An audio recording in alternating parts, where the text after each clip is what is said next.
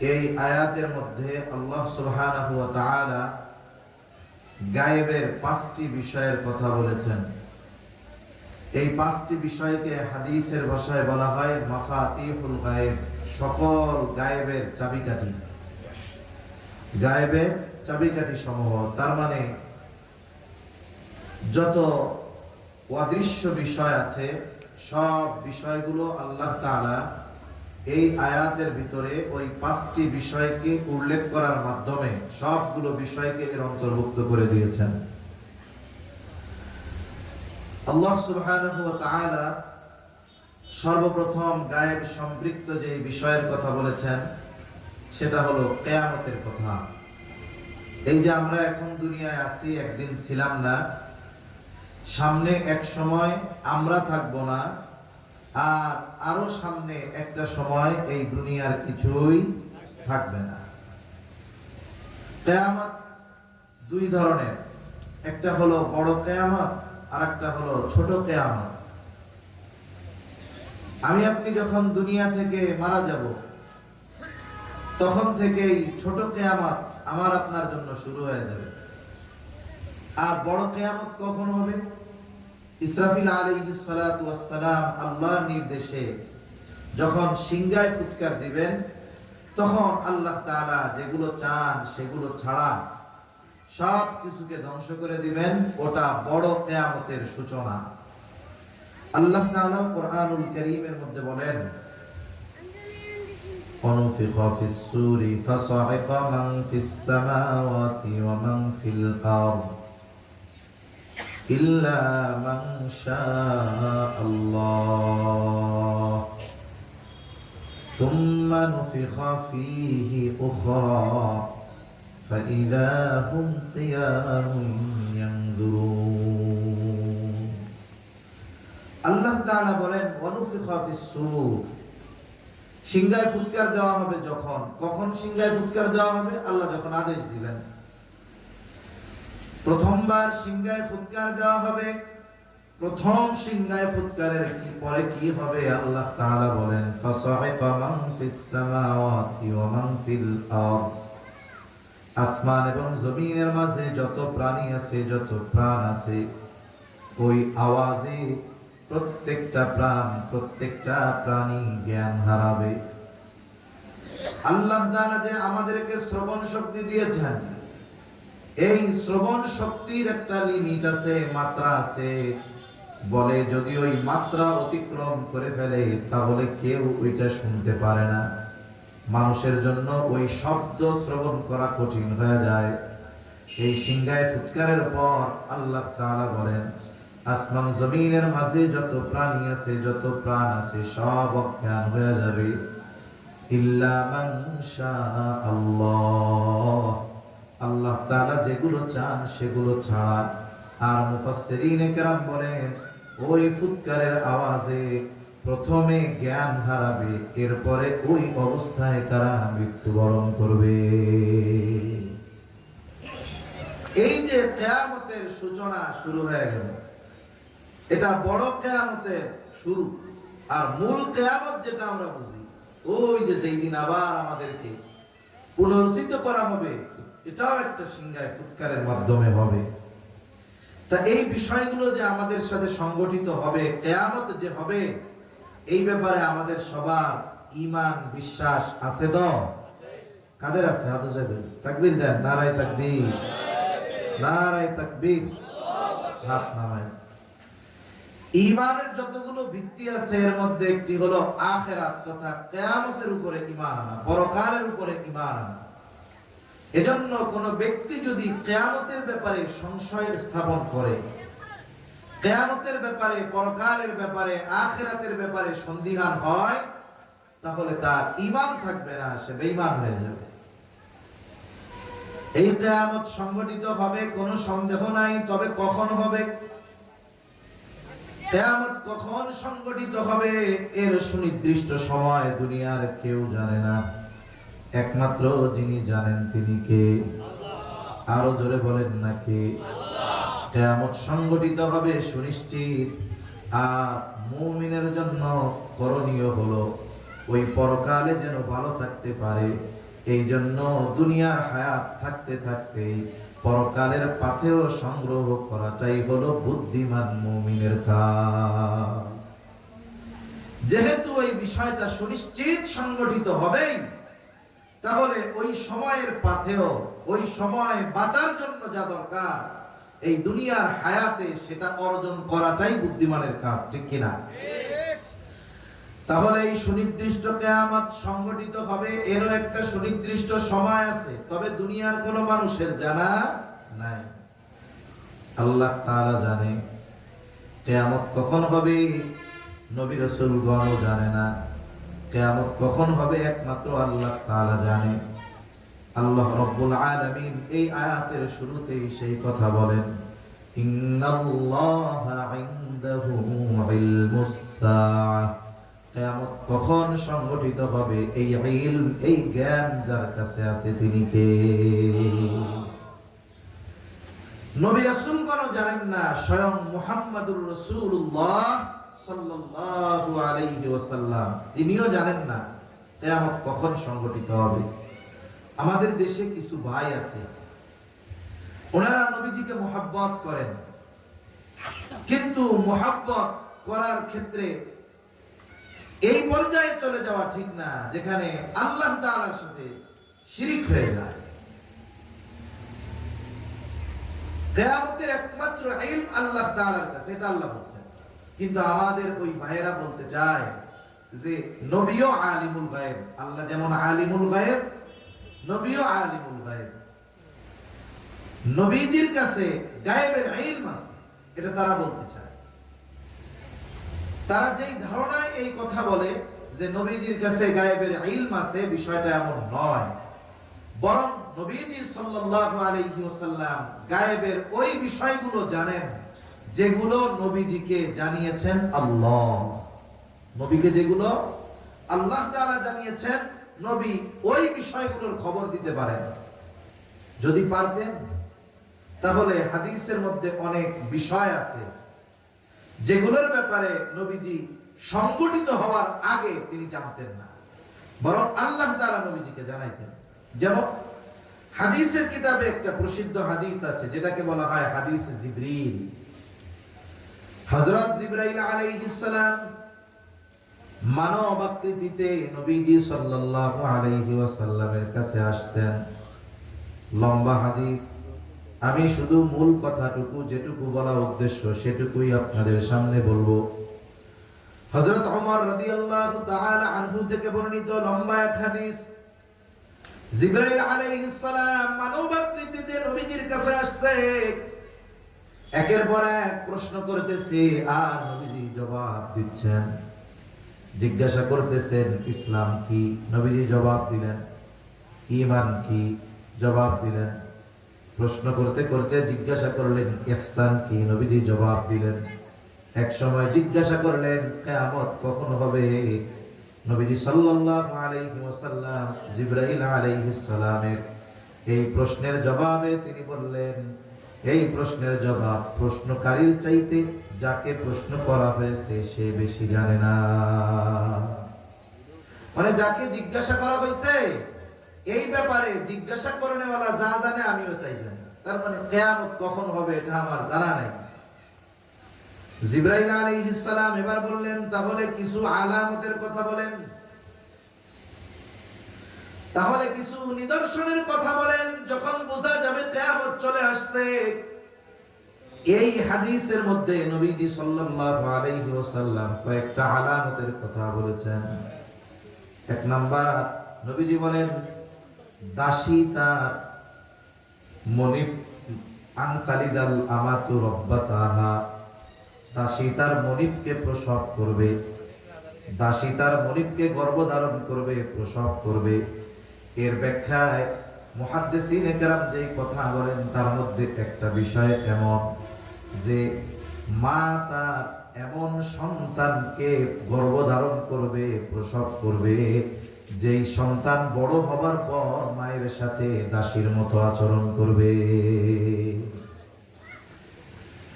মুসলিম সমাজে মায়ের সাথে দাসীর মতো আচরণের সর্বোচ্চ নিকৃষ্ট কাজটা হয় না, এটা পশ্চিমারা অনেক সময় ওই ধরনের অন্যায় করে, কিন্তু আমাদের সমাজে যেই আচরণটা হয় এটা হলো মায়ের সাথে কাজের মহিলার মতো আচরণ করে। অনেককে তো এমন হয় নিজে ঘর বানায় পাকা ঘরে থাকে, মাকে নিয়ে গোয়াল ঘরের মধ্যে রেখে দেয়, আছে না নাই বলেন? মায়ের সাথে খারাপ আচরণ করে, বৃদ্ধ মা তার গায়ের উপরে আঘাত করে। এই ধরনের আচরণ যখন সমাজে সংগঠিত হবে, বুঝতে হবে কিয়ামতের আর বেশি বাকি নাই। আরো ব্যাখ্যা আছে, আমি ওইদিকে যাচ্ছি না। এরপরে নবীজি সাল্লাল্লাহু আলাইহি ওয়াসাল্লাম বললেন, তুমি দেখতে পাইবা নগ্নপদ বিশিষ্ট রাখালগুলো উঁচু উঁচু অট্টালিকার মালিক হচ্ছে, উঁচু উঁচু প্রাসাদ বানানোর প্রতিযোগিতা করতেছে। একজনের বৈধ কোনো উপার্জন নাই, কিন্তু অল্প কিছুদিন পর সে অনেক সম্পদের মালিক, গাড়ি বাড়ির মালিক। বলে এই যে মানুষগুলো উপার্জনের কোনো বৈধ সোর্স নাই, তার মানে সে অবৈধভাবে উপার্জন করে গর্বের সাথে উঁচু উঁচু অট্টালিকা নির্মাণের প্রতিযোগিতা দিচ্ছে। আমরা আমাদের ভাষায় হয়তো বলবো এটা মানুষের উন্নতি, অগ্রগতি। আর যদি এই ধরনের কাজ সংগঠিত হয়, ইসলাম জানায় দেয় এটা উন্নতি অগ্রগতি নয়, বরং এটা তাড়াতাড়ি কিয়ামত চলে আসার আলামত। সমাজে অনেক মানুষ আছে না, টাকা পয়সা কিচ্ছু নাই কিন্তু বাড়ি গাড়ির মালিক, আছে না নাই? এরকম আছে। অথচ 5 বছর আগে খাবার মতো টাকা ছিল না, গায়ে দেওয়ার জন্য জামা কিনবে ওইরকম ভালো টাকা পয়সা ছিল না। কি করে? ও নিজের কর্মের পরিচয় দিতে পারে না। এমন লোক দেশে অভাব নাই, অনেক আছে। তাহলে মূল কথা যেটা বলার জন্য এতটুকু বললাম, হাদিসের অংশ, যে জিবরাইল আলাইহিস সালামের প্রশ্নের জবাবে নবীজি বলছেন কিয়ামতের সুনির্দিষ্ট সময় আমার জানা নাই। নবীজি কিয়ামতের সুনির্দিষ্ট সময় জানেন না, নবীজি আলিমুল গায়ব না। এই জন্য নবীজির সম্মান আল্লাহর কসম কখনোই কমে যাবে না। নবীজির যে সম্মান আল্লাহ দিয়ে রাখছেন এটা কখনোই কমবে না। এজন্য যেই ভাইয়েরা বলে যে নবীজি আলিমুল গায়ব, গায়বের ইলম নবীজির কাছে আছে, এই ভাইরা অতি মহব্বতে অজ্ঞতার কারণে এই কথা বলে। তাহলে জবান খুলে বলেন কিয়ামত কখন হবে? এই ইলম একমাত্র যার কাছে, তিনি কে? আল্লাহ। আরো জোরে বলেন কে? আমি আরেকটা হাদিসও আপনাদের খেদমতে পাঠ করেছি। এই হাদিসের মধ্যে নবীজি 6টি বিষয়ের কথা বলেছেন। কয়টা বিষয়? আরো জোরে কয়টা? নবীজি বলেন ততক্ষণ কিয়ামত সংগঠিত হবে না যতক্ষণ না এই 6টি বিষয় প্রকাশ পাবে। 1 নাম্বার, নবীজি সাল্লাল্লাহু আলাইহি ওয়াসাল্লাম বলেন কিয়ামত কত কাছে, এটা আলামতগুলোর মাধ্যমে অনুধাবন করতে হবে। অনেক সময় আমরা শুনি কিয়ামতের আগে জিনা, ব্যভিচার, পাপাচার এগুলো বেড়ে যাবে, বাড়বে, ঠিক আছে, তবে ওই পাপ কাজটা যেন আমার আপনার দ্বারা না হয়। কথা বুঝেন নাই? বাড়বে সমাজে, ঠিক আছে, এই জন্য বাড়বে, সেজন্য আমিও করব, বিষয়টা এমন না। বরং এই পাপ কাজটা যেন আমার আপনার দ্বারা সংগঠিত না হয়, এ ব্যাপারে আমাদেরকে সচেষ্ট থাকতে হবে। এই হাদিসের মধ্যে নবীজি সাল্লাল্লাহু আলাইহি ওয়াসাল্লাম 6টা বিষয়ের কথা বলেছেন। 1 নাম্বার, নবীজি সাল্লাল্লাহু আলাইহি ওয়াসাল্লাম বলেন লা তাকুমুস সাআতু হাত্তা ইউকবাদাল ইলম। নবীজি বলেন কিয়ামত ততক্ষণ পর্যন্ত সংগঠিত হবে না যতক্ষণ না ইলম উঠায়া নেওয়া হবে। তার মানে কিয়ামতের আগে ইলম আল্লাহ তাআলা উঠায়া নেবেন। ইলম বলতে আমরা কি বুঝি? কোরআন হাদিস, তাই না? আল্লাহ তাআলা এগুলো উঠায়া নেবেন। ছোটবেলায় আমরা গল্প শুনতাম, আর অনেক গল্পই তো আছে। আগের মানুষ সহজ সরল ছিল, তো হয়তো কোন জায়গায় ওয়াজ শুনছে কিয়ামতের আগে আল্লাহ ইলম উঠায়া নেবে। ইলম মানে কি? কোরআন হাদিস। এখন কেমনে উঠায়া নিবে এটা আর শুনে নাই। এখন এর ব্যাখ্যা ওনারা নিজেদের মন মতো বানাইছে। কেমনে বানাইছে? কিয়ামতের আগে একদিন রাতের বেলা সবাই ঘুমায় থাকবে। রাতের বেলা সবাই কি করবে? ঘুমায় থাকবে। এখন আজান হবে, আজান হবে, মসজিদে যাবে, ইমাম সাহেব ফজরের নামাজের জন্য তাকবীরে তাহরিমা বলবে। আয় আল্লাহ, তাকবীরে তাহরিমার পরে সানা পড়া কোন সূরা পড়ে? কয় না, কোন সূরা পড়ে? সূরা ফাতিহা পড়ে। এখন সূরা ফাতিহা পড়তে পারবে না, মনেই আসবে না কিছু। এখন নামাজ ছেড়ে দিয়ে চিন্তা করবে ভুলে গেলাম কেন, দেখি মসজিদের তাক থেকে কোরআন শরীফটা নিয়ে একটু দেখা আবার ঠিক করে নেই। এইবার কোরআন শরীফের কাছে যাবে, গিয়া দেখবে হায় হায় গত রাত্রেও কোরআন শরীফের মধ্যে সূরা ফাতিহা ছিল, বাকারা ছিল, আলে ইমরান ছিল, মাইদা ছিল, নিসা ছিল। এখন দেখি গোটা কোরআন শরীফ সাদা পাতা হয়ে গেছে। হাদিসের পাতাগুলো দেখবে আর লেখা কোনো কিছু নেই, সব সাদা হয়ে গেছে। এইভাবে কিয়ামতের আগে আল্লাহ তাআলা কোরআন হাদিস উঠায় নিব। এটা হলো আমরা গল্পে শুনছি। কিসে শুনছি? গল্পে শুনছি। কিয়ামতের আগে আল্লাহ তাআলা ইলম উঠায় নেবেন। তবে ইলম উঠানোর পদ্ধতিটা কি? এক রাত্রে আল্লাহ তাআলা এইভাবে লিখিত কোরআন উঠায় নেবেন না, হাদিস উঠায় নেবেন না, এইভাবে আল্লাহ ইলম উঠায় নেবেন না। রাসূল আকরাম সাল্লাল্লাহু আলাইহি ওয়াসাল্লাম বলেন, আল্লাহ তাআলা বান্দার অন্তর থেকে একত্রে ইলম উঠায় নেবেন না। তবে ইলম আল্লাহ কিভাবে উঠায় নেবেন? ওয়ালাকিন ইয়াকবিদুল ইলমা বিকবদিল উলামা, বরং আল্লাহ তাআলা আলেমদেরকে উঠায় নেওয়ার মাধ্যমে আল্লাহ তাআলা ইলম উঠায় নিয়ে যাবে। কোরআন হাদিস সবাই পড়তে পারলেও সবাই কোরআন হাদিসের প্রকৃত যেই সারমর্ম, সারগর্ভ জ্ঞান, ইলম, এটা অর্জন করতে পারে সবার দ্বারা সম্ভব। মনে করেন একজন কারি সাহেব, তিনি শুধু কারি, উনি সুললিত কণ্ঠে কোরআন তিলাওয়াত করে আমাদের হৃদয় জয় করতে পারবেন। যদি উনি মুহাক্কিক আলেম না হন, কোরআন বুঝতে পারবেন না, বুঝাইতে পারবেন না। আর জামানার পরিবর্তনের সাথে সাথে মানুষের বুঝ এটা কমে যায়। এই যে আজকের মাহফিলের যিনি আমাদের প্রধান মেহমান, সন্দীপী হযরতের আওলাদের একজন মুফতি ওমর ফারুক সন্দীপী, বারাকাল্লাহু ফি হায়াতি, সকলে বলি আমিন। এই কথা বলতে গেলে এক কথা মনে আসে আর কি, আল্লাহ তাআলা সন্দীপ সফরে নিয়ে আইছেন। সেই বঙ্গোপসাগরের মধ্যে প্রায় 20 কিলোমিটার ভিতরে একটা দ্বীপ সন্দীপ। আল্লাহ তাআলা অন্যান্য জেলাগুলোর তুলনায়, অন্যান্য এলাকার তুলনায় ওই জায়গায় মানুষের দ্বীনের উপরে একটু চলাফেরা বেশি। ওইখানের যারা মুহাক্কিক বুজুর্গানে দ্বীন, ওনারা ওনাদের ইলমকে সন্দীপের মধ্যে সীমাবদ্ধ রাখেন নাই। বাংলাদেশে হাজার হাজার প্রত্যন্ত অঞ্চলেও দ্বীনি প্রতিষ্ঠান আছে, মাদ্রাসা আছে, যা এই সন্দীপী হযরত ইদ্রিস সন্দীপী রহমাতুল্লাহি আলাইহি ওনার আওলাদদের মাধ্যমে বাংলাদেশের আনাচে কানাচে হাজার হাজার দ্বীনি শিক্ষা প্রতিষ্ঠান প্রতিষ্ঠিত হয়েছে। আর হযরত 80 কোটায় বয়স, এখনো বাংলাদেশের বিভিন্ন প্রান্তে পরিশ্রম করে গিয়ে আমাদের দ্বীনের কথা শোনাচ্ছেন।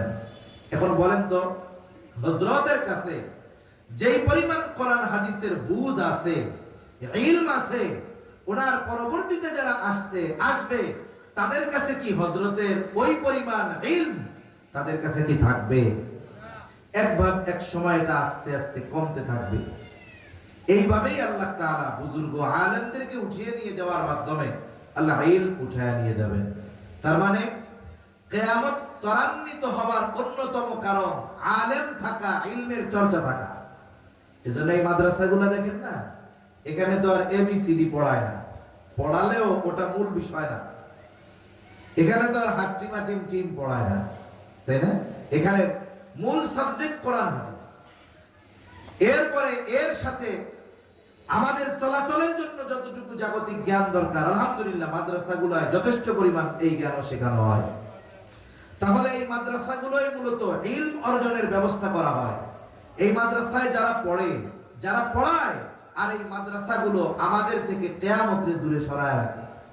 তার মানে যতদিন ইলমের চর্চা থাকবে, মুহাক্কিক আলেমরা থাকবে, মুত্তাকি পরহেজগার আলেমরা থাকবে, ততদিন পর্যন্ত কিয়ামত সংগঠিত হবে না। এজন্য আমরা যদি বাঁচতে চাই, কিয়ামত যেন আমাদের উপরে না আসে, এটা যদি চাই, এই মাদ্রাসাগুলোর প্রতি সুদৃষ্টি রাখা, যেন এখান থেকেও মুহাক্কিক আলেম, ওমর ফারুক সন্দীপীর মতো আলেমরা বের হয়। ঠিক কিনা বলেন? এজন্য রাসূল সাল্লাল্লাহু আলাইহি ওয়াসাল্লাম বলেন, ওয়ালাকিন ইয়াকবিদুল ইলমা বিকবদিল উলামা, আলেমদেরকে উঠিয়ে নিয়ে যাওয়ার মাধ্যমে আল্লাহ তাআলা ইলম উঠায় নেবেন। এক সময় পরিণতি এমন হবে, কোরআন লেখায় থাকবে, হাদিস লেখায় থাকবে, কিন্তু বাস্তবে এর আমল থাকবে না। কারণ যেই ব্যক্তি আলেম না, সে কোরআন পড়তে পারবে, কিন্তু প্রকৃত পক্ষে কোরআন হাদিসের উপরে সে আমল করতে পারবে না। তখন কি হবে? মানুষেরা জাহেল অজ্ঞ মানুষদের কাছে ফতোয়ার জন্য যাবে, আর ওই জাহেল না জানলেও জানি না এটা বলবে না, লজ্জায়। অনেক সময় সাধারণ মানুষ বুঝে না, লাইভ অনুষ্ঠান হয় না, টেলিভিশনে হয়, রেডিওতে হয়, এখন ওনারে লাইভে যেই প্রশ্ন করে সামনাসামনি সরাসরি উনি জবাব দিয়ে দেন। এখন মানুষে কয়, ওরে বাবা কত বড় হুজুর রে, যা জিজ্ঞাসা করি সবকিছুর জবাব দিয়ে দেয়। আরেকজন বুজুর্গ মুহাক্কিক আলেম, ওনারে যদি কোনো বিষয় জিজ্ঞাসা করা হয়, ওনার জানা থাকার পরেও উনি ভাষা ভাষা জবাব না দিয়ে বলেন, আমাকে একটু এটা পড়ে দেখে বলতে হবে। মানে আমরা কি কই, দেখ শুনছি এত বড় হুজুর, একটা প্রশ্ন জিজ্ঞাসা করলাম, বলল যে আমার একটু দেখে বলতে হবে, পড়ে বলতে হবে। আর অমুক হুজুর টেলিভিশনে, বাবারে বাবা, গুলির মতো গুলি মিস হবে, কিন্তু কোনো প্রশ্নের জবাব মিস হবে না। এরকম আছে না কিছু আলেম? আমরা যারা ভাবি যে ওনারা অনেক বড় আলেম, এটা আমাদের চিন্তা ভাবনা ভুল, এটা আমাদের ভুল। সামনে এই অবস্থা আরো হবে। কারণ যে প্রশ্ন করে বাস্তবে সে হলো অন্ধের ন্যায়, তারে যা বলবে সে সেটা বিশ্বাস করে নেবে। ওই যে প্রশ্নকারীও জাহেল, যারে প্রশ্ন করবে সেও তো জাহেল, কারণ ইলমের গভীরতা তার মধ্যে নাই। এখন কি হবে? যে জিজ্ঞাসা করছে ওই জিজ্ঞাসিত ব্যক্তি ফতোয়া দিবে, ওইটাও পথভ্রষ্ট হবে, আর ওই মাসালা যারে বলবে ওইটাও পথভ্রষ্ট হবে। এজন্য ইলমের কদর করা দরকার, আলেমদের কদর করা দরকার। কারণ এই ধরনের আলেম দুনিয়ায় থাকবে তো ইলম, প্রকৃত ইলম থাকবে। প্রকৃত ইলম থাকবে তো আল্লাহ তাআলা কিয়ামতকে আমাদের থেকে দূরে সরায় দিবে। এজন্যই নবীজি সাল্লাল্লাহু আলাইহি ওয়াসাল্লাম বলেন, লা তাকুমুস সাআতু হাত্তা ইউকবাদাল ইলম। ততক্ষণ পর্যন্ত কিয়ামত সংঘটিত হবে না যতক্ষণ না ইলম উঠায় নেওয়া হবে। আর ইলম আল্লাহ উঠায় নেবেন আলেমদেরকে উঠায় নেওয়ার মাধ্যমে। 2 নাম্বার, নবীজি বলেন ওয়া তাকসুরুজ জালাজিলু। কিয়ামত ততক্ষণ সংঘটিত হবে না যতক্ষণ না ঘন ঘন বেশি বেশি জালজালা হবে। তার মানে কিয়ামতের আগে ভূমিকম্প বেড়ে যাবে। কি বাড়বে? ভূমিকম্প বেড়ে যাবে। কাছাকাছি সময়গুলাতে, বছরগুলাতে বড় বড় ভূমিকম্প ঘটছে দুনিয়ার বিভিন্ন প্রান্তে। কয়েক বছর আগে তুরস্কে, এই কিছুদিন আগে ঘটলো থাইল্যান্ডে। এইরকম একের পর এক ভূমিকম্প হইতেছে। প্রতিনিয়ত কম বেশি ভূমিকম্প হয়, কিন্তু মাত্রা কম থাকার কারণে ক্ষয়ক্ষতি হয় না, টের পাই না। কিন্তু এই ধরনের বড় বড় ভূমিকম্প কাছাকাছি সময়ে কয়েকবার হয়ে গেল। এই যে বৈজ্ঞানিক কারণ যদি আপনি বলেন, বলে টেকটনিক প্লেট আছে না, প্লেট বলে এটা নড়াচড়ার কারণে ভূমিকম্পের সৃষ্টি হয়, এটা তো জাগতিক কারণ। তবে ইমানদার এই ধরনের মুসিবত গুলোকে শুধু জাগতিক কারণ দ্বারা ফাইন্ড আউট করে না, বরং সে দেখতে চায় এটার সাথে ইসলামের কোনো সম্পর্ক আছে নাকি। ইমানদার তখন খুঁজে যে জাগতিক কারণ তো পাইলাম, যে ভূগর্ভস্থ যে প্লেটগুলো আছে, আন্তর্মহাদেশীয় প্লেটগুলো নড়াচড়ার কারণে ভূমিকম্প হয়। নড়ে কিন্তু আবার 2, 4, 5 হাত না, বড় ওই প্লেট কয়েক ইঞ্চি নড়ে, এতেই গোটা দুনিয়া কেমন প্রকম্পিত হয়। তা ইমানদার চিন্তা করে এই যে ভূমিকম্প এরকম হইতেছে, এর পেছনে ইসলামিক কোন কারণ আছে কিনা? কারণ আছে না নাই? গন্ধ। দুনিয়াতে যখন পাপাচার অনাচার বেড়ে যায়, জিনা ব্যভিচার বেড়ে যায়, অন্যের হক নষ্ট করা বেড়ে যায়, ওজনে কম দেয়া বেড়ে যায়, মালে ভেজাল দেওয়া বেড়ে যায়, ওই সময়গুলোতে ভূমিকম্প বেশি বেশি হয়। আর এই যে ভূমিকম্প হয়, এটা হওয়ার অন্যতম কারণ হলো আমরা। এজন্যই আল্লাহ তাআলা কুরআনুল কারীমের মধ্যে বলেন যাহারাল ফাসাদু ফিল বাররি ওয়াল বাহরি বিমা কাসাবাত আইদিন নাস লিয়ুযীকাহুম বা'দাল্লাযী আমিলু লাআল্লাহুম ইয়ারজিউন। আল্লাহ রাব্বুল আলামিন বলেন যাহারাল ফাসাদু ফিল বাররি ওয়াল বাহরি বিমা কাসাবাত আইদিন নাস। জল স্থলে যত বিপর্যয়, এই যে জলে হয় জলোচ্ছ্বাস, আইলা লাইলা সিডর, জমিনে ভূমিকম্প, অতিবৃষ্টি অনাবৃষ্টি, এই যে জল এবং স্থলে যত রকমের বিপর্যয়, আল্লাহ তাআলা বলেন বিমা কাসাবাত আইদিন নাস, এগুলা হলো সব মানুষের হাতের কামাই। এই যে ভূমিকম্প আমাদের হাতের কামাই, অতি খরা অতিবৃষ্টি অনাবৃষ্টি হাতের কামাই, সামুদ্রিক যত জলোচ্ছ্বাস বন্যা সিডর, এগুলো সব আমাদের হাতের কামাই। তবে আল্লাহ তাআলা এইগুলো যে আমাদেরকে দেন, ধ্বংস করে দেওয়ার জন্য দেন না, ধ্বংস করে দেওয়ার জন্য দেন না। অতীতের নবীদের উম্মতেরা যদি সর্বোচ্চ অবাধ্যতায় লিপ্ত হতো, এমনও সম্প্রদায় আছে আল্লাহ গজব দিয়ে সমূলে শেষ করে দিয়েছে। আমাদের এই কর্মের পরে আমাদেরকে এই সামান্য বিপর্যয় আস্বাদন আল্লাহ তাআলা করান কেন? বলে ছাত্র যদি অন্যায় করে, ছাত্র যদি অপরাধ করে, শিক্ষক তারে শাস্তি দেয়, ছাত্র ব্যথা পাইল, কষ্ট পাইল, বলেন তো শিক্ষক যে ছাত্রকে শাস্তি দিল, ব্যথা পেল, এটা কি শিক্ষক তাকে মেরে ফেলার জন্য দিয়েছে না তার ভালোর জন্য দিছে? মায়ের খেয়ে জানি ও চিন্তা করে এই কাজ আর করবো না, এই জন্য দিছে। আল্লাহ তাআলাও আমাদের অন্যায়ের কারণে যদিও আমাদেরকে আযাব আস্বাদন করান, শাস্তি আস্বাদন করান, তবে সমূলে ধ্বংস করে দেন না। তবে কেন এটা দেন বলেন? লিউযীকাহুম বা'দাল্লাযী আমিলু লাআল্লাহুম ইয়ারজিউন, যাতে করে এই যে বিপর্যয় অবলোকন করে, এই বিপর্যয়গুলো দেখে আমরা যেন পাপাচার অনাচারের পথ থেকে আল্লাহর দিকে ফিরে যাই। ঠিক কিনা বলেন? কিন্তু আমাদের অবস্থা কি? করোনা যখন আইছিল না, মনে মনে ভাবছিলাম যে করোনার পরে এদেশের মানুষ বুজুর্গ আল্লাহ হয়ে যাবে, কিন্তু দেখলাম করোনার পরে অবাধ্যতা আরো বাড়ছে, শয়তানের গিয়ার আরো বাড়ছে। ঠিক কিনা বলেন? যেই জাতি আল্লাহর পক্ষ থেকে আযাব শাস্তি আসার পরেও পরিবর্তন হয় না, তাদের আমলের পরিবর্তন, ইমানি পরিবর্তন হয় না, ওই জাতি কল্যাণের শিখরে পৌঁছানো এটা খুব কঠিন এক জিনিস। সামগ্রিক কথা বাদ, আমরা যারা আলোচনা করতেছি পরিবর্তন কমপক্ষে আমাদের হতে হবে, ইনশাআল্লাহ। তাহলে কিয়ামতের আগে সালসালা ভূমিকম্প বেড়ে যাবে। ভূমিকম্প শুধু জমিনের নিচে প্লেটের নড়াচড়ার কারণে হয় না, বরং এই ভূমিকম্প আমাদের পাপের কারণে হয়, অনাচার পাপাচারের কারণে হয়।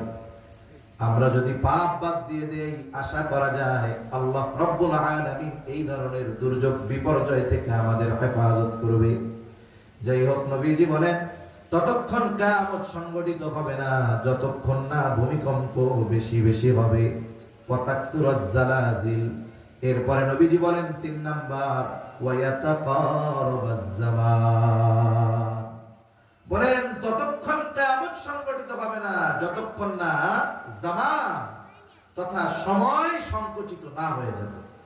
কিয়ামতের আগে সময় সংকুচিত হয়ে যাবে। হাদিসের মধ্যে আসছে নবীজি সাল্লাল্লাহু আলাইহি ওয়াসাল্লাম বলেন,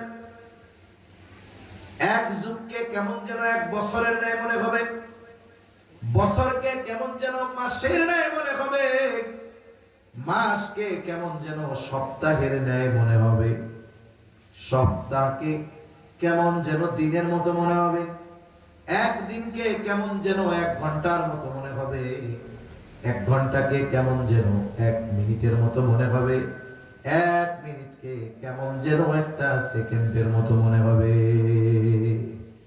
কিয়ামতের আগে বারবার জুমাবার আসবে, শুধু শুক্রবার আসতে থাকবে। এর দ্বারা কি বোঝা যায়? সময় দ্রুত আমাদের থেকে চলে যাচ্ছে, সময় অতি দ্রুত আমাদের থেকে বিদায় নিচ্ছে। এর কারণটা কি? অথচ অতীতের মানুষের কথা আমরা শুনি যে পায়ে হেঁটে হাজার হাজার মাইল সফর করছে। ইমাম গাজ্জালী রাহমাতুল্লাহি আলাইহি, ওনার জীবনী পড়লে মনে হয় উনি সারা জীবন শুধু হাঁটছেন।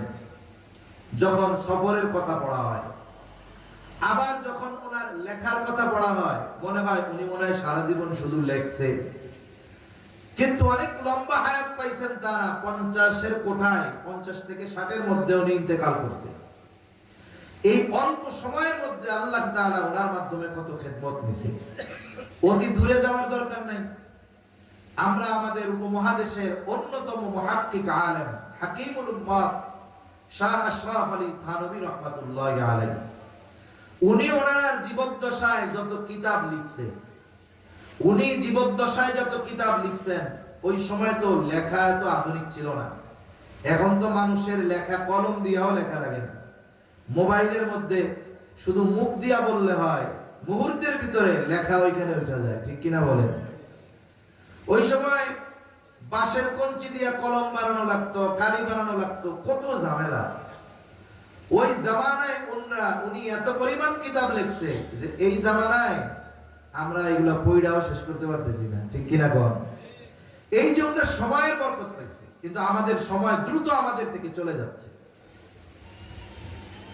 জাস্টিস মুফতি তকি উসমানী দামাত বরকাতুহুল আলিয়া হযরত সময়ের মূল্য নিয়ে আলোচনা করতে গিয়ে একটা কথা বলছেন যে মানুষের থেকে সময় দ্রুত চলে যায়, অথচ মানুষ যদি চায় ওই সময়কে সে নিয়ন্ত্রণ করে ফেলতে পারে। ঘড়ির কাঁটা তো ঘুরতে থাকবে, কিন্তু সময় আবার আমি নিয়ন্ত্রণে আনবো কেমন? মানুষের সময়ের বরকত উঠে যায় গুনার কাজের মাধ্যমে।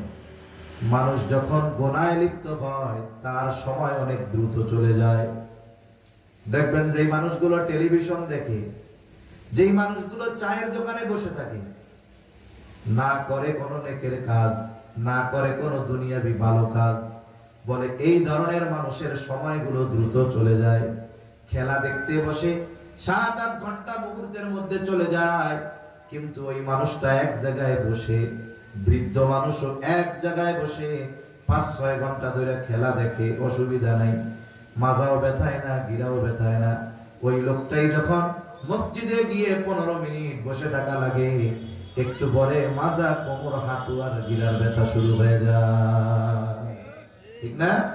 সাত দোকানে বৈশা পান চাবাইতে, বিড়ি খাইতে খুব মজা লাগে, 3 ঘন্টা শেষ। কিন্তু মসজিদে 5 ভাগে 1.5 ঘন্টা সময় ওনার সহ্য হয় না। আছে না নাই এরকম? কম। তার মানে কি বুঝলাম?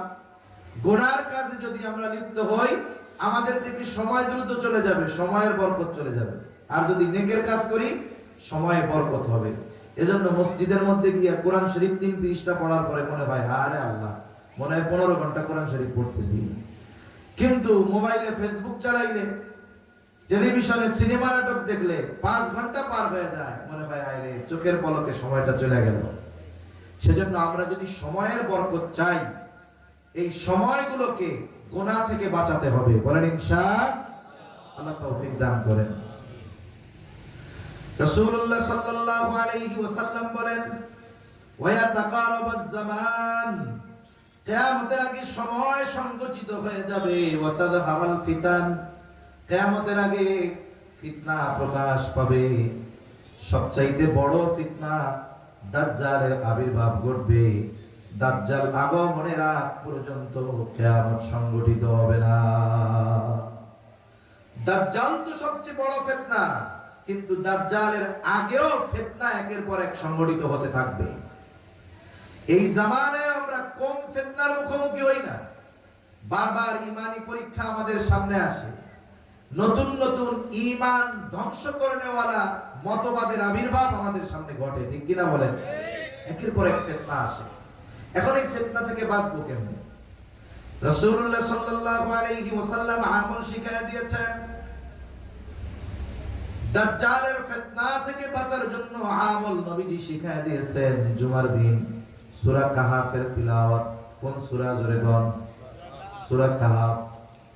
আল্লাহর নবী সাল্লাল্লাহু আলাইহি ওয়াসাল্লাম জানায় দেন, কমপক্ষে যদি সূরা কাহাফের 10 আয়াত আমাদের মুখস্থ থাকে, ওই 10 আয়াতের উপরে যদি কমপক্ষে আমি আপনি আমল করি, আল্লাহ তাআলা আশা করা যায় দাজ্জালের ফিতনা থেকে আমাদের হেফাজত করবে। আর যার একটু সময় আছে পড়তে পারে সে পুরোটাই পড়ে। বুজুর্গানে দিন বলেন সূরা কাহাফের পাওয়ার কত, বলে এই সূরা তিলাওয়াত করলে দাজ্জালের মতো বৃহৎ ফিতনা থেকে হেফাজতে থাকা যায়। যে আমল দাজ্জালের মতো বৃহৎ ফিতনাকে ছড়ায় দিতে পারে, ফিতনা থেকে উম্মতকে বাঁচাতে পারে, সেই আমল আশা করা যায় দাজ্জাল আগমনের আগে যত ফিতনা আছে সব ফিতনা থেকে উম্মতকে হেফাজত করবে। এজন্য বর্তমানের ফিতনা, আগামীর ফিতনা থেকে যদি আমরা বাঁচতে চাই, আমাদের জীবনের এক অবিচ্ছেদ্য অংশ বানাতে হবে সূরা কাহফের কমপক্ষে প্রথম 10 আয়াতকে। কোন ইনশাআল্লাহ? ইনশাআল্লাহ এখানে কইয়া যাওয়ার সময় ফেরত দিয়া চলে যায়। আমাদের বেঁচে থাকার জন্য খাবার যত না জরুরি, তার চাইতে শ্বাস প্রশ্বাস বেশি জরুরি। আমরা সবাই যদি চিন্তা করি, আল্লাহ যদি হায়াত রাখে আগামী দিন না খেয়ে থাকবো, হায়াত থাকলে মরবো না। কিন্তু বলেন তো কেউ এই জায়গায় আছেন যে 5টা মিনিট শ্বাস নিবেন না অথবা ছাড়বেন না, বন্ধ করে রাখবো, নাক মুখ চেপে ধরে, যে 5 মিনিট আপনি বেঁচে থাকবেন, 5 মিনিট পরে? তাহলে ওই খাবার আমাদের জন্য বেশি প্রয়োজন নাকি শ্বাস প্রশ্বাস বেশি প্রয়োজন? এই শ্বাস প্রশ্বাসকে আমি আপনি আমার আপনার জীবনের জন্য যত গুরুত্বপূর্ণ মনে করি, তার চাইতে বেশি গুরুত্বপূর্ণ বানায় ফেলবো সূরা কাহফের এই আমলটাকে। তাহলে আশা করা যায় আগত অনাগত যত ধরনের ফিতনা আছে, এই ফিতনাগুলো থেকে ইনশাআল্লাহ আল্লাহ আমাদের হেফাজত করবে। মনে থাকবে তো ইনশাআল্লাহ? এক মজমার সব কথা মনে থাকে না, রাখাও সম্ভব নয়, তবে একটা দুইটা কথা মনে রাখতে হয়, এগুলো আমলে পরিণত করতে হয়। আপনি এক বছরে, সেপ্টেম্বর শুরু হয়েছে, গাজীপুর হলো এমন এক জেলা বাংলাদেশের সবচাইতে বেশি মাহফিল হয় এই জেলায়। করোনার মধ্যে একমাত্র জেলা যেই জায়গায় মাহফিলে বাধাবুধা হয়নি, গাজীপুরে চলছে। তাহলে সেপ্টেম্বর 19 তারিখ আজকে, তাই না? 19 তারিখ নেই, একেবারে রোজা পর্যন্ত দেখা যাবে এক একজন 100 মাহফিল শুনছে। এক একটা মাহফিল থেকে যদি এক একটা কথা আমি আমার জীবনের জন্য না নিতে পারি, এই যে সময় ব্যয় করে বসে থাকলাম, তাহলে লাভ চাইলো কোথায়? এজন্য এই আমলটা মনে থাকবে তো ইনশাআল্লাহ? নিজেরা গুরুত্ব দিয়ে শিখবো, মুখস্থ করার চেষ্টা করব। জুমার দিন 5-10 মিনিট সময় লাগলো, আমরা ওইটা পড়ে নিব। পরিবারের অধীনস্থ যারা আছে এদেরকেও মুখস্থ করাবো ইনশাআল্লাহ। রাসূলুল্লাহ সাল্লাল্লাহু আলাইহি ওয়াসাল্লাম 5 নম্বরে বলেন ওয়া তাকসুরুল হারজ ওয়া হুয়াল কাতলুল কাতল। কিয়ামতের আগে হারজ বেড়ে যাবে, হত্যাকাণ্ড বেড়ে যাবে। সাহাবায়ে কেরাম জিজ্ঞাসা করলো, ইয়া রাসূলুল্লাহ সাল্লাল্লাহু আলাইহি ওয়াসাল্লাম, আমরা তো প্রতি বছর হাজার হাজার মুশরিকদেরকে হত্যা করি, ওইটা তো যুদ্ধের ময়দানে করা হয়। নবীজি সাল্লাল্লাহু আলাইহি ওয়াসাল্লাম বলেন, এটা ওই হত্যাকাণ্ড নয় যেটা তোমরা যুদ্ধের ময়দানে করে থাকো, বরং তোমাদের পরস্পরের মধ্যে তথা মুসলমানদের নিজেদের মধ্যে হত্যাকাণ্ড বেড়ে যাবে। কিয়ামতের আগে হত্যাকাণ্ড এত পরিমাণ বাড়বে। নবীজি সাল্লাল্লাহু আলাইহি ওয়াসাল্লাম আরেক বর্ণনার মধ্যে আসছে, নবীজি বলেন, যে হত্যা করবে, যাকে হত্যা করবে, সে জানবে না যে কেন আমাকে হত্যা করা হলো, আর যারা হত্যা করবে তারাও জানবে না এই ব্যক্তিকে কেন হত্যা করলাম। কারণবিহীন হত্যাকাণ্ড বেড়ে যাবে, বিচার বহির্ভূত হত্যাকাণ্ড বেড়ে যাবে। নবীজি বলেন, এটা যুদ্ধের ময়দানে তোমরা মুশরিকদের সাথে যুদ্ধ করো, যে হত্যাকাণ্ড এটা নয়, বরং এটা হলো নিজেদের মধ্যে। প্রতিবেশী প্রতিবেশীকে হত্যা করবে। আরেক বর্ণনায় আসছে, কিয়ামত ততক্ষণ আসবে না যতক্ষণ না এক প্রতিবেশী তার প্রতিবেশীকে হত্যা না করবে। অথচ দেখুন, ইসলাম আমাদের শিক্ষা দেয় প্রতিবেশীর সাথে ভালো আচরণ করা, প্রতিবেশী যেন আমার কাছে নিরাপদ থাকে, এই শিক্ষা দেয় ইসলাম। অথচ সবচাইতে বড় দুশ্মনী থাকে প্রতিবেশীর সাথে, জমি নিয়ে ঠেলাঠেলি খেলে। ও কয় তোর মধ্যে আমার 15 হাত, ও কয় তোর মধ্যে আমার 20 হাত। আছে না নাই বলেন? আছে আছে। অথচ প্রতিবেশীর সাথে সম্পর্ক ভালো থাকা দরকার। নবীজি বলেন, একজন আর একজন প্রতিবেশী একজন একজনকে হত্যা করবে, চাচা ভাতিজাকে, ভাতিজা চাচাকে হত্যা করবে, এইভাবে পারস্পরিক হত্যাকাণ্ড বাড়তে থাকবে। বর্তমান দুনিয়ায় মুসলমানদের উপরে কত জুলুম। এরপরেও সমীকরণ হলো, প্রতি বছর গোটা পৃথিবীতে অমুসলিমদের হাতে যত মুসলিম মারা যায়, তার চাইতে অগণিত গুণ বেশি মুসলমান আরেক মুসলমানের হাতে মারা যায়। প্রতি বছর অমুসলিমেরা যতজন মুসলমানকে হত্যা করে, এর চাইতে বেশি মুসলিম হত্যা হয় মুসলিমদের মাধ্যমে। এই যে দেশে যে রাজনৈতিক হত্যাকাণ্ড হয়, বিভিন্ন দলাদলির কারণে হত্যাকাণ্ড হয়, চুরি ছিনতাইয়ের হত্যাকাণ্ড হয়, এগুলো সব হারজের অন্তর্ভুক্ত। এই যে মুসলমানদের পারস্পরিক হত্যাকাণ্ড বেড়ে গেল, এটা কিয়ামতের আগে বেড়ে যাবে, সময়ের সাথে সাথে আরো বাড়তে থাকবে, স্বাভাবিক। অথচ দেখুন, একজন মুসলমানের জানমাল আর একজন মুসলমানের হাতে নিরাপদ থাকার কথা ছিল। আপনার রক্ত আমার থেকে নিরাপদ, আপনার রক্ত আমার জন্য হারাম, মানে সম্মানিত। আমি আপনাকে রক্তাক্ত করতে পারবো না। এক মুসলমান অপর মুসলমানের উপরে আঘাত করতে পারবে না। যেই মুসলমান আর এক মুসলমানের উপরে আঘাত করে, সে প্রকৃত মুসলমান হতে পারে না। গরু খাইলেই মুসলমান হয় না, মুসলমানি নিলেই মুসলমান হয় না। রাসূলুল্লাহ সাল্লাল্লাহু আলাইহি ওয়াসাল্লাম বলেন, আল মুসলিমু মান সালিমাল মুসলিমুনা মিন লিসানিহি ওয়া ইয়াদিহি। নবীজি সাল্লাল্লাহু আলাইহি ওয়াসাল্লাম বলেন, প্রকৃত মুসলমান হলো সে যার জবান এবং হাতের অনিষ্ট থেকে অপর মুসলমান নিরাপদ থাকে। আমার জবান এবং হাত থেকে আরেক মুসলমান ভাই অনিরাপদ, আর আমি তাহাজ্জুদ পড়ি, বলে তাহাজ্জুদ গুজার হইতে পারি ঠিক, কিন্তু মুসলমান হওয়া যাবে না।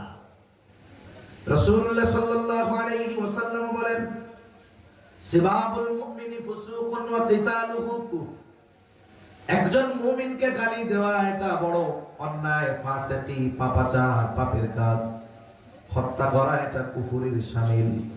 আর যে একজন ইমানদারকে হত্যা করলো, ওমাইয়াকুতুল মুমিনা মুতাআম্মিদান ফাজাযাউহু জাহান্নাম, ইচ্ছা কইরা একজন ইমানদারকে যে হত্যা করবে, তার ঠিকানা হবে জাহান্নাম।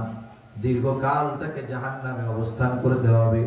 শুধু তাই না, যেই ব্যক্তি অন্যায়ভাবে ইচ্ছাকৃত একজন মুমিনকে হত্যা করলো, সে কেমন যেন গোটা পৃথিবীর মানুষকে হত্যা করলো। এজন্য আমার আপনার দ্বারা যেন কোন মুসলমান নির্যাতিত না হয়। তাহলে কি হবে আমার নামাজ, কি হবে আমার ইবাদত?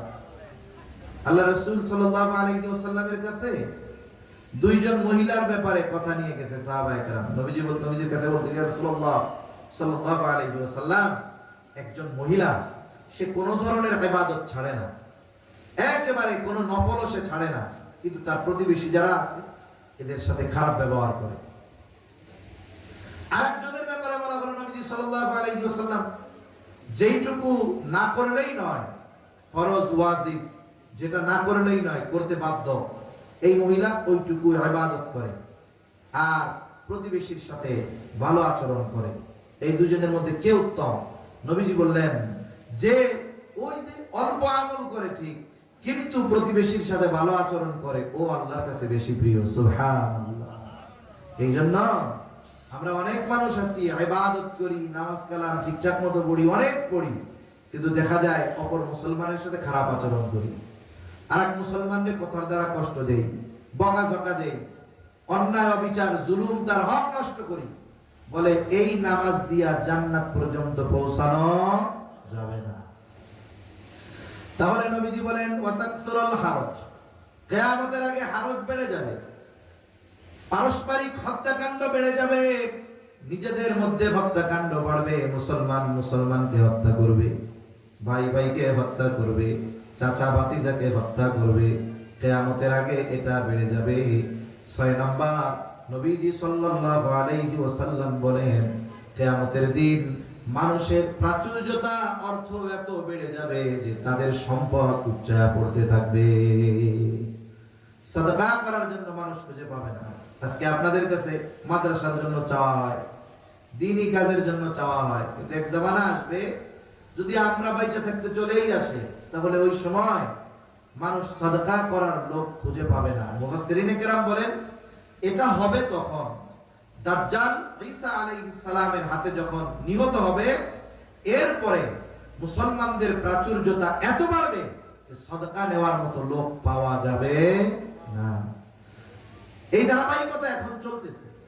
আজ থেকে 30-40-50 বছর আগেও মানুষের খাবারের অভাব ছিল, এখন মানুষ কিন্তু খাবারের অভাবে খুব কম মরে। ফিলিস্তিনের গাজার মুসলমানদের কথা ভিন্ন, কারণ তাদেরকে তো এক অবরুদ্ধ জায়গায় রেখে দেওয়া হয়েছে। গোটা পৃথিবী থেকে খাবার তাদের কাছে পৌঁছায় দেওয়ার কোন ব্যবস্থাপনা গ্রহণ করা কঠিন হয়ে যাচ্ছে, কিন্তু স্বাভাবিকভাবে যারা উন্মুক্ত আছে এদের খাবারের অভাব নেই। বরং সমীকরণ তো এটা বলে যে শুধুমাত্র আরবে প্রতি বছর যেই পরিমাণ খাবার অপচয় হয়, এটা যদি পৃথিবীর অভুক্ত মানুষের কাছে পৌঁছায় দেওয়া হয়, তাহলে পৃথিবীর একটা মানুষও অভুক্ত থাকবে না, সব পেট পুরে খাইতে পারবে। তা কিয়ামতের আগে এই প্রাচুর্যতা বেড়ে যাবে, মানুষের সম্পদ উপচিয়ে পড়বে। এইগুলো সংগঠিত না হওয়া পর্যন্ত কিয়ামত সংগঠিত হবে না। এবার আসেন আমি এবার পঠিত আয়াতের দিকে চলে যাই। আল্লাহ রাব্বুল আলামিন বলেন ইন্নাল্লাহা ইনদাহু ইলমুস সাআহ, শুধুমাত্র আল্লাহ তাআলার কাছেই আছে কিয়ামতের ইলম, যে কিয়ামত কখন সংগঠিত হবে এর সুনির্দিষ্ট সময় আমাদের কারো জানা নাই। তবে রাসূলুল্লাহ সাল্লাল্লাহু আলাইহি ওয়াসাল্লাম কিছু আলামত বলে দিয়েছেন। ওই আলামত সমূহের মধ্য থেকে কয়েকটা আলামত আমরা জানলাম। হাদিসের আলোকে 6, 7, 8টার মতো আলামত আমরা আলোচনা করেছি। হাদিসে জিবরিল থেকে 2টা, একটা হলো দাসী তার মনিবকে প্রসব করবে, 2 নাম্বার নগ্নপদ বিশিষ্ট মানুষগুলো উঁচু উঁচু অট্টালিকার মালিক হয়ে যাবে। আর এই হাদিসের মধ্যে জেনেছি কিয়ামতের আগে কিয়ামত ততক্ষণ সংগঠিত হবে না যতক্ষণ না আল্লাহ ইলম উঠায় নিয়ে যাবে। ইলম কেমনে আল্লাহ উঠাবে? বলে আলেমদেরকে উঠিয়ে নিয়ে যাওয়ার মাধ্যমে। কিয়ামত ততক্ষণ সংগঠিত হবে না যতক্ষণ না জালজালা বেড়ে যাবে। কিয়ামতের আগে তার মানে বেশি বেশি ভূমিকম্প হবে, সময় সংকুচিত হয়ে যাবে, একের পর এক ফিতনা আগমন করতে থাকবে, মানুষ মুসলমানেরা একে অপরের মধ্যে হত্যাকাণ্ড বেড়ে যাবে, সম্পদের প্রাচুর্যতা বেড়ে যাবে। এইগুলো যখন সংগঠিত হবে বুঝতে হবে কিয়ামত আর বেশি দূরে নাই, সেটা নিকটবর্তী হয়ে গেছে। তবে সুনির্দিষ্ট সময় যিনি জানেন তিনি কে? আল্লাহ। এরপরে আল্লাহ তাআলা এই যে মাফাতিহুল গায়েব, এই গায়েবের চাবিকাঠি, এই জায়গায় 5টা বিষয়ের কথা আল্লাহ উল্লেখ করেছে। 5 বিষয়ের মধ্যে গায়েবের সব বিষয়গুলো আছে। 1 নাম্বার কিয়ামতের ইলম একমাত্র আল্লাহ তাআলার কাছে। এরপর 2 নাম্বার ওয়ায়ুনাজ্জিলুল গায়ব, আর তিনি বৃষ্টি বর্ষণ করেন। তার মানে আকাশে মেঘ হলেই বৃষ্টি হয় না, সব মেঘে বৃষ্টি নামে না। এরকম একটা কথা আছে না, সব মেঘে বৃষ্টি হয় না। কোন মেঘ বৃষ্টি নামাবে এটার ফয়সালা কার হাতে? জোরে বলেন, আল্লাহ তাআলার হাতে। এজন্য অনেক সময় দেখা যায় যে মেঘে আকাশ পুরো শেষ, পুরো দুপুরবেলা অন্ধকার হয়ে গেছে, আমরা মনে করতেছি আজ কেমন বৃষ্টি হবে, এক ঠেলায় বন্যা, কিন্তু একটু পরে একটা বাতাস আসছে, সব মেঘ মুহূর্তের মধ্যে পরিষ্কার হয়ে গেছে। হয় কি হয় না? এজন্য কখন বৃষ্টি হবে, কোথায় বৃষ্টি হবে, এটার ফয়সালা কার? জোরে বলেন, আল্লাহ তাআলা। এজন্য অনেক সময় দেখা যায় ওই এলাকায় বৃষ্টি, এই জায়গায় বৃষ্টি নাই, এই জায়গায় রোদ, ওইখানে বৃষ্টি। এজন্য আল্লাহ তাআলা কোন মেঘে বৃষ্টি নামাবেন, কোন মেঘ বৃষ্টি হয়ে জমিনে আসবে, এটা আল্লাহ ভালো জানে। এরপরে আল্লাহ তাআলা বলেন ওয়ায়ালামু মা ফিল আরহাম, মায়ের গর্ভে ছেলে না মেয়ে এটা দুনিয়ার কেউ জানে না, যিনি জানেন তিনি কে। এখন কইতে পারেন হুজুর আমরা তো জানি, আমরা আল্ট্রাসোনোগ্রাম করে জানি। জানেন কখন?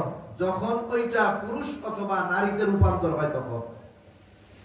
কিন্তু এই গড়ন গঠন পাওয়ার আগে যে 4টা মাস সন্তান মায়ের পেটে থাকে, তুচ্ছ পানি হিসাবে থাকে কিছুদিন, জমাট রক্ত হিসাবে থাকে কিছুদিন, এরপরে একটা মাংসের পিণ্ড হিসাবে থাকে 40 দিন।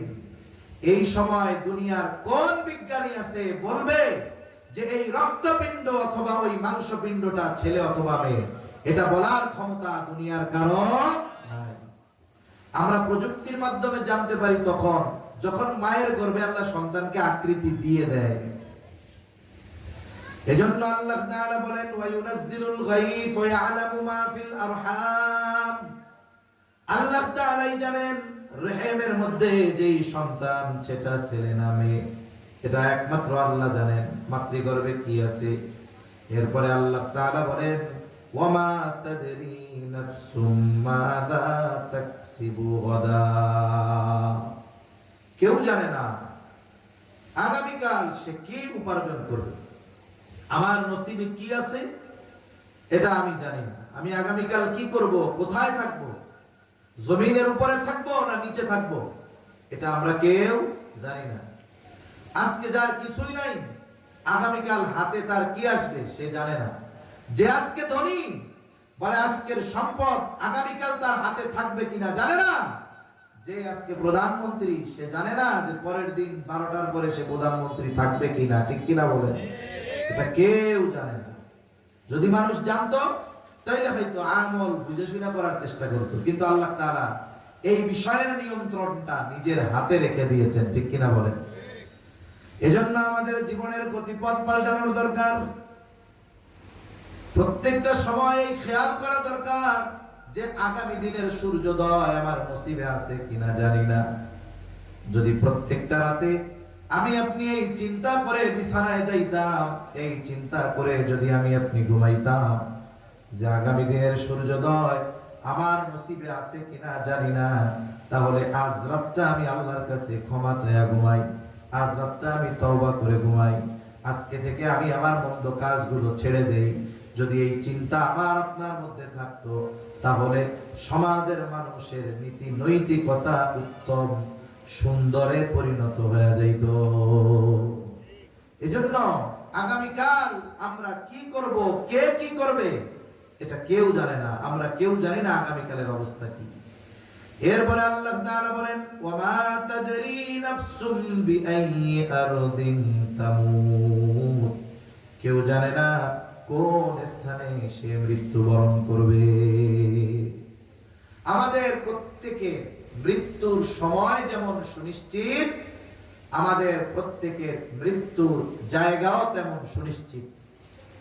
আমার মৃত্যু যেখানে লেখা আছে, আমার কর্ম আমাকে সে জায়গায় নিয়ে যাবে, আমার ব্যস্ততা আমাকে সেখানে নিয়ে যাবে, যে ওই জায়গায় আমার মৃত্যু আছে। মানুষ অনেক সময় আফসোস করে, আরে কেন যে যাইতে গেছিল বাজারে, বাজারে না গেলে কি আর রোড অ্যাক্সিডেন্ট হয়ে মরতো?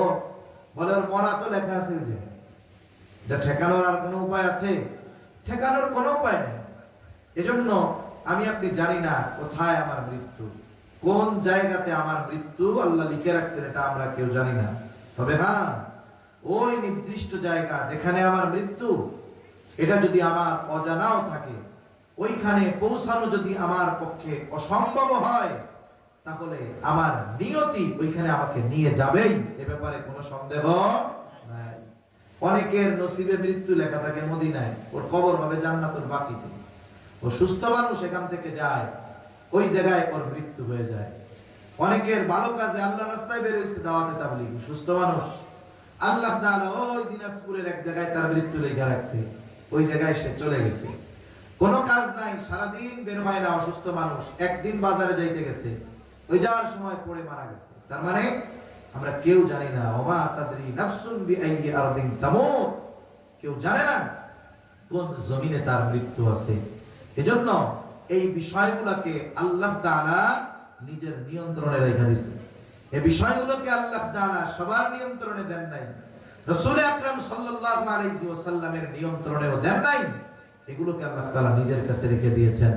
এজন্য আমাদের সদা সর্বদা প্রস্তুত থাকা, যে কোন সময় কোন জায়গায় আমার মৃত্যু চলে আসে বলা যায় না। কত মানুষ প্রবাসে যায় পরিবারের মুখে হাসি ফোটানোর জন্য, একটা সময় ওই জায়গায় তার মৃত্যু হয়ে যায়। কত মানুষের মৃত্যু এমন হয় যে ওই জায়গা থেকে তাকে আর পরিবার আনতে চায় না, চিন্তা করে 2-4 লাখ খরচ করে আনার দরকার কি, ওই জায়গায় মাটি দিয়া দিক, এই টাকাটা আমাদের পরিবারের কাজে লাগবে। এজন্য কার কোন সময় কোন জায়গায় মৃত্যু হবে কেউ জানে না। এই যে গায়েবের 5টি বিষয়, এর মধ্যে পৃথিবীর গায়েব সম্পৃক্ত যত বিষয় আছে সব বিষয়গুলো অন্তর্ভুক্ত। এজন্য আল্লাহ তাআলাও বলেন ইন্নাল্লাহা আলিমুন খাবীর, নিশ্চয়ই আল্লাহ তাআলা সর্বজ্ঞ, সম্যক অবহিত, তিনি সব কিছু জানেন, সব কিছুর ইলম তার কাছে আছে। কি কোথায় সংগঠিত হবে, কিয়ামত কোথায় সংগঠিত হবে, এই যে মাতা পিতার ওই মিশ্রিত পানি, এটা কি ছেলে না মেয়েতে রূপান্তরিত হবে এটা আল্লাহ জানেন। কোন মেঘ জমিনের বাসিন্দাদেরকে পানি বর্ষণ করবে এটা আল্লাহ তাআলা জানেন। আগামী দিন আমার অবস্থা কি হবে এটা আমি জানি না, আল্লাহ জানেন। কোথায় আমার মৃত্যু হবে এটা আমরা কেউ জানি না, যিনি জানেন তিনি কে? আরো জোরে বলেন কে? এই যে এক অজানার পথে আমরা ছুটে চলছি, এই যে এক অনন্ত পথযাত্রা আমাদের শুরু হয়েছে, মরার পরে হবে আরো বেশি। এখনো আমরা অনন্তকালের প্রতীক, মঞ্জিল শুধু পরিবর্তন হবে। পথ তো চলতেছি, এখন আছি দুনিয়ায়, ওই সময় মঞ্জিল পরিবর্তন হবে ইন্তেকালের মাধ্যমে কবরে, ওইখান থেকে আলমে বরজখ, ওইখান থেকে আবার হাসরের ময়দানে আবার মঞ্জিল পরিবর্তন হবে, কারো জান্নাত কারো জাহান্নাম। এজন্য বুদ্ধিমান মুমিন যারা এই বিষয়গুলোকে সামনে রেখে তাদের উচিত ওই অনন্তকালের পথযাত্রার জন্য যেই পাথেয়গুলো দরকার এগুলো সংগ্রহ করা। করব তো ইনশাআল্লাহ। সাথে সাথে কিয়ামতের প্রতি সুদৃঢ় বিশ্বাসী হব, কারণ কিয়ামতের ব্যাপারে যার যত বিশ্বাস দৃঢ়, দুনিয়ার কর্ম তার তত সুন্দর। কারণ কারো অন্তরে যদি এই ভয় থাকে যে আমি দুনিয়ায় কোনো অন্যায় যদি করি, অপরাধ যদি করি, দুনিয়ার আইন হয়তো আমারে শাস্তি দিতে পারবে না, দুনিয়ায় হয়তো কারো সামনে আমার জবাবদিহিতার কাঠগড়ায় দাঁড়াতে হবে না, কিন্তু আল্লাহর সামনে আমার কিয়ামতের দিন জবাবদিহিতার কাঠগড়ায় দাঁড়ানো লাগবে। বলেন তো এই চিন্তা যার মধ্যে আছে, তার সামনে যদি কেউ না থাকে, সিসি ক্যামেরাও যদি না থাকে, ওই যে পরকালে আল্লাহর সামনে দণ্ডায়মান হওয়ার চিন্তা ভয় তাকে গুনার থেকে ফিরায় রাখবে কি রাখবে না? জোরে বলেন রাখবে। এজন্য আমরা কিয়ামতের ব্যাপারে দৃঢ় বিশ্বাসী হব। কোরআনুল কারীমে আল্লাহ তাআলা বলেন ওই যে কিয়ামতের দিন একদল ডান হাতে আমলনামা পাবে, তাই না?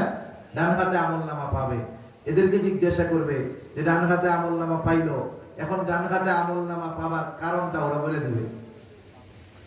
তারা বলবে যে আমরা ডান হাতে পাওয়া আমলনামা পেয়েছি। ডান হাতে আমলনামা পাবার অন্যতম কারণ হলো যে আমরা এই ব্যাপারে দৃঢ় ধারণা পোষণ করতাম যে আমাকে আমার দুনিয়ার কর্মের হিসাব আল্লাহর সামনে দেওয়া লাগবে। ফাআম্মা মান উতিয়া কিতাবাহু বিয়ামিনি ফায়াকুলু হাউম ইকরাউ কিতাবিয়া ইন্নী যানানতু আন্নী মুলাকিন হিসাবিয়া। সে বলবে আমি এই ধারণা পোষণ করতাম তথা এই বিষয়ের উপরে আমি দৃঢ় বিশ্বাসী ছিলাম যে আমাকে আমার কর্মের হিসাব যার সামনে দেওয়া লাগবে তিনি কে? এজন্য কিয়ামতের প্রতি যার বিশ্বাস যত দৃঢ়, দুনিয়ার কাজ তার তত সুন্দর হয়। এজন্য আমরা আমাদের ঈমানের যে ভিত্তিগুলো আছে এগুলোর মধ্যে অন্যতম পরকালের উপরে ঈমান আনা। এটার উপরে আমরা আরো দৃঢ়ভাবে বিশ্বাস স্থাপন করব তো ইনশাআল্লাহ। আল্লাহ আমাদের তৌফিক দান করেন। জোরে বলেন আমিন, আরো জোরে বলেন আমিন। আলহামদুলিল্লাহ, আলহামদুলিল্লাহ। হুজুর চলে আসতেছে, হুজুর আসলেই আমার মোটামুটি কথা শেষ। হুজুর আসলে আমি মাইক ছেড়ে দিব। সর্বশেষ কথা, আখিরাতের সামান আমাদের সংগ্রহ করতে হবে।